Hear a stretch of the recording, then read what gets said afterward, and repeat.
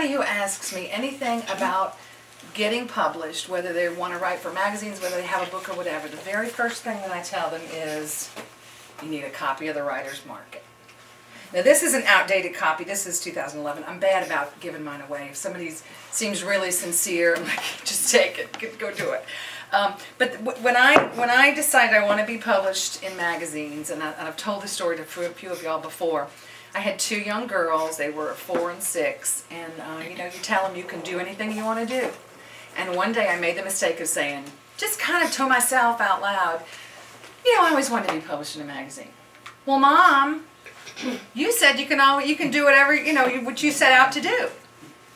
I said, oh, I did say that, didn't I? So that's when I really started deciding that I got to put my money where my mouth is, because these girls are watching me, and even if I never get published, I want them to see that I tried. So I was having coffee with a friend, and I was telling her that, and I had made a few little feeble attempts. I was writing essays at the time, so I'd sent a few out there. And this friend, Nancy Lowry, said, get in my car. And we got in her car, and she took me to Books of Maine, and she said, you're buying this book. Well, at the time, I had 3 babies. I had quit my job to stay home. When I say I had no disposable income, I mean, and this is a $30 book, and I'm thinking, that is a bag and a half of Pampers right there. That was huge to me, but she said, no, you're buying it. If you don't buy it, I'm going to buy it for you. So I said, oh, okay, I'll buy it. So I did, and the first thing that I discovered was that everything I had done up into that point was completely wrong. What this book does, the first this much of the book will walk you through step by step how to get published, how to begin the process, assuming that you know nothing, and I knew exactly nothing. So it takes you step by step. It tells you how to write a query. It tells you how not to write a query. It shows you examples of good queries. It tells you examples of bad queries. There are a couple of pretty in-depth interviews with editors talking about, what has turned me off of writers, what has turned me on to writers. It talks about managing your freelance career. Can you make a job out of it? Linda, I owe you an apology. Right there inside of this book, you were asking me about what to charge. It's right there. Oh. What do I charge? What can I reasonably expect to be paid? And it'll break it down. We don't live in New York City and we don't live in Los Angeles, so we're not going to charge what they charge there. I mean, unless we're writing for editors there, in case we can. But it breaks it down. Just every little question you could possibly have, they've thought of, and it's in here. Well, I'll tell you, it's at the public library. Yes, it is. You're always going to find at the library. I tell people you want your own copy.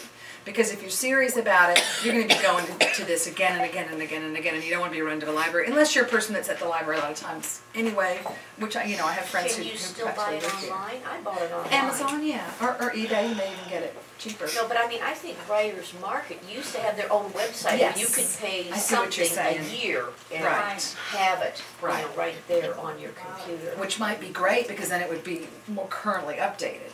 Because this next part here, and I think it says it has 3,000 very specific listings of editors, what they want, what they pay, when they pay, how they pay, every little detail, and then most of them will have a quote or two where they actually interviewed that editor. And what parts of your magazine do you accept freelancers? What percentage of your magazine is written by freelancers? Every market you can imagine, every genre of magazine that you can imagine is in here. You got bicycling, you got fishing, you got women's magazines, you've got, they call religious, which I hate, but Christian magazines, engineering, finance, lumber, every genre you could think of is in here. And, do they pay a kill fee?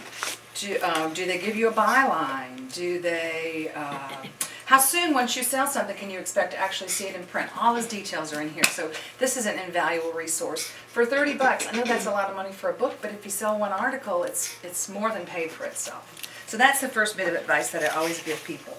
I have some notes because I'm really ADD. Where do you want to pitch? What magazines do you want to pitch? They say write what you know. What magazines do you subscribe to, or what magazines do you read? I'm kind of cheap in that I don't subscribe to many, but I pick up the free ones at the library when other people finish with them. So when I started out, I had 2 longtime magazine subscriptions, which were Country Living and Parents Magazine, that I subscribed to for years.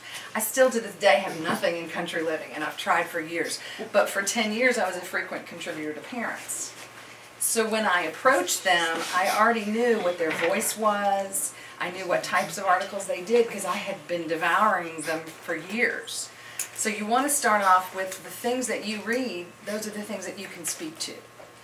And then within that genre, there's something that each of us has a story that we can uniquely tell. So you need to kind of look at your own life and say, what do I bring to the table that somebody else might not bring? For me, I look at my life and I think, well, we all have a Katrina story. If I'm pitching to a magazine in New York or California, a lot of their writers don't have Katrina stories, our survival story. That's something unique that I have. I have a brother with cerebral palsy, so I've written stories for parents' magazines on how to teach your children to respect people with disabilities, how to explain disabilities. We adopted our youngest child. A lot of the writers didn't do that. I can speak uniquely to what it feels like to adopt a child. I'm one of 12 kids. I can talk about, how to, what it feels like to be the baby of a big family. So look at your own life and say, what story do I have to tell? Because you've got one. You just have to kind of put your finger on what it is. Once you find a magazine that you'd like to write for, if it's not one that you happen to have copies of, you need to get copies and you need to read back copies of the magazine. They will send them to you, and they'll usually send them to you pretty cheaply because they've got those back copies. They don't need to do anything with them. They'll sell them to you for $1 or something. But what I do is I just put something on Facebook. Hey, anybody got any back copies of Ladies Home Journal? And usually you have a friend, and they're dying to recycle them, so they're happy to give them to you. You want to study that market. The quickest way to alienate an editor is to waste their time. They're looking through queries all day long. And if you send them an idea that is not applicable for their magazine, you're on the blacklist after that. So you need to study the magazine and you need to know the magazine. It helps to know what they just wrote about. So you're not pitching, hey, let's do something on Justin Bieber, or whatever. And they just did that. But of course you can't know what they have in inventory because a lot of magazines will have 2 or 3 months worth of articles that they already have in inventory if it's not like a news magazine. And there's no way for you to know that, but you can make an educated guess, what they've just recently done or about to do, and then pitch them something that's unique. So what do you want to pitch? I talked about the story that's uniquely yours. One trick that I learned, and I can't remember who told me this, but you can actually pitch them their own ideas back to them. When I was writing for Parents Magazine, I had some old copies that somebody had given me that were about 5 years old. And parenting is kind of cyclical, you go through, you go through the newborn and the teething and the potty training and and you have your next child, you go through that again. So their ideas kind of come around again and again. So I would read the old, things that they themselves had published, and then I would maybe change it up a little bit and pitch it right back to them, and they would buy it. Thought that was a great little tip that somebody gave me. And then if you have a topic that one magazine buys from you, that doesn't mean that you have expended that topic. You can propose it to other magazines just as long as you write it a little bit differently. I can think of 3 topics that I have written multiple times, and again, I do a lot of parenting, but I've written on why it's important to sit as a family and eat your meals together. Probably 7 or 8 times for 7 or 8 different magazines. And that's one of my most, the requests I get to have it, republished. That's one of the topics that I get the most requests on. I'm ashamed to say we don't do it as much as, I practice what I preach as much as I'd like to, but I still think it's a good idea. Another topic that I've done that several times with is why it's a good idea to spy on your kids. The first time I did it for Christian Parenting Today, and I thought, this is going to be controversial. We're going to get people that say, don't spy on your kids. We're going to get people that say, do spy on your kids. So I started interviewing all these. And of course, they were conservative Christian experts that I was interviewing, but every one of them said, absolutely you spy on your kids, and here's why. So since then, I've written for a little more liberal magazines, and surprisingly, the experts say the same thing. Yeah, you spy on your kids.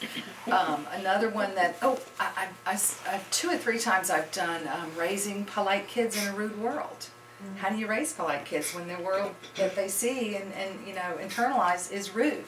How to cultivate an attitude of gratitude in an ungrateful world in your kids. So those are ideas that I've written on for multiple magazines. So once you have a good idea, just see how can I spin it a little bit differently for another market. once you start proposing anything, whether it's a book proposal, whether it's magazine articles, whether you're submitting essays or whatever, rejection is going to be a reality in your life. It's going to be a big reality in your life. And you need to put it in perspective. If you look at other things that you've done, I came from a background of sales. Before I had kids and dropped out of the workforce, I sold advertising for years for the Times-Picayune and for the Yellow Pages. And what they teach you for any kind of sales is you're going to be rejected a certain number of times. So Yeah. if you make one sale for every 7 sales calls, then everybody who tells you no just did you a favor, because you just got me that much closer to that yes over there. Plus, if I leave you with a good taste in your mouth, I may come back and sell it to you later. Well, it's the same thing when you get rejected for a newspaper article or for a book. Thank you for telling me no. Now let me move on so I can get closer to my yes. And maybe later on you'll tell me yes. Another thing is that all rejection letters aren't the same. If you get a rejection letter where the editor has taken any time to make a note to you on there, unless it says go soak your head or something, that's a little bit of an acceptance right there, because they're very, very busy and they're seeing a lot of queries, and if they take the time, I mean, they may even say something like, we'd love to see something else from you again. But even if they don't, if they just say, you need to blah, blah, blah, then that's really a vote of confidence. It's like the coach that's going to take the time to help you with your swing because he sees potential in you. So they're seeing potential in you. That's a good thing, and you have to look at it that way. It's a clue that they actually read your And they submission. actually read it right, exactly. The first thing that I sold to Parents Magazine, I had been submitting to them for 2 calendar years, almost exactly. Week How after often? week, at least once a week. And I was submitting essays. I hadn't even thought about writing articles. I was writing essays. I was submitting those.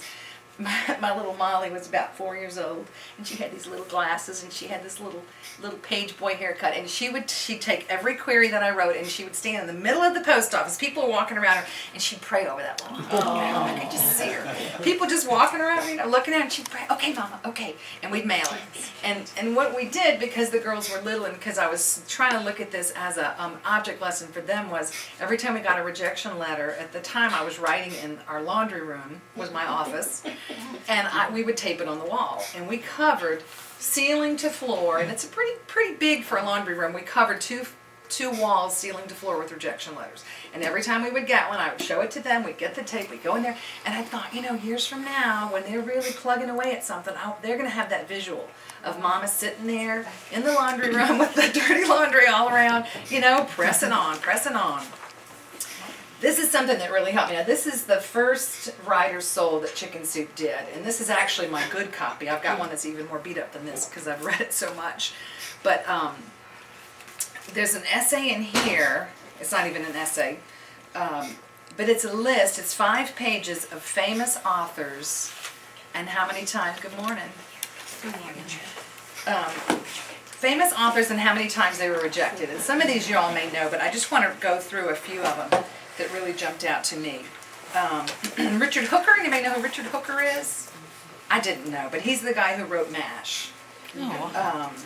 It was rejected 21 times before Morrow finally published it. It became a runaway bestseller, spawning a blockbuster movie and a highly successful television series. So 21 times. Imagine if he'd given up after the 20th time. We would never have that. Poor Alan Alda. Louis L'Amour, successful author of more than 100 westerns with more than 200 million copies in print, was rejected. Are you ready for this? 350 times. Wow. I don't think I could plug on 300. I mean, some of these are outrageous. British writer John Creasy received 774 rejections before selling his first story. He went on to write 564 books using 14 different names. Anybody know who Theodore Geisel is? Yeah, Dr. Seuss. Dr. Seuss. Dr. Seuss, when he wrote To Think That I Saw It on Mulberry Street, was rejected by 27 publishers before Vanguard published it and sold 6 million copies. And it doesn't say here, but I believe it's in 23 different languages. Altogether, he sold 100 million copies of his books. It just goes on and on like that. This is one of my favorites. Alex Haley received a rejection letter once a week for 4 years as a budding author. Later in his career, Alex was ready to give up on his book roots and on himself. After 9 years on the project, he felt inadequate to the task and was ready to throw himself off a freighter in the middle of the Pacific Ocean. As he was standing on the back of the freighter looking at the wake and preparing to jump into the ocean, he heard the voices of all his ancestors saying, "You go do what you gotta do because we're all up here watching. Don't give up. You can do it. We're counting on you." In the subsequent weeks, the final draft just poured out of him. Isn't that amazing? What did he write? And Mama Flora's family. He wrote a lot of it. You know how he started off? I read this somewhere. He started writing when he was in the military, writing love letters for the other guys to send to their girlfriends and wives, and they would pay him. Isn't that something? They would pay him to do that. I'm a big Rudyard Kipling fan, so I love this one. In 1889, Rudyard Kipling received the following rejection letter from the San Francisco Examiner. "I'm sorry, Mr. Kipling, but you have no idea how to use the English language." They didn't get it. You know? Louisa May Alcott, the author of Little Women, was encouraged to find work as a servant or seamstress by her family. Imagine if she had. Leo Tolstoy, author of War and Peace, flunked out of college. He was described as both unable and unwilling to learn. Woody Allen, Academy Award-winning writer, producer, and director, flunked motion picture production school at New York University, flunked the City College of New York, and also failed English at New York University. So there we go. We're in good company.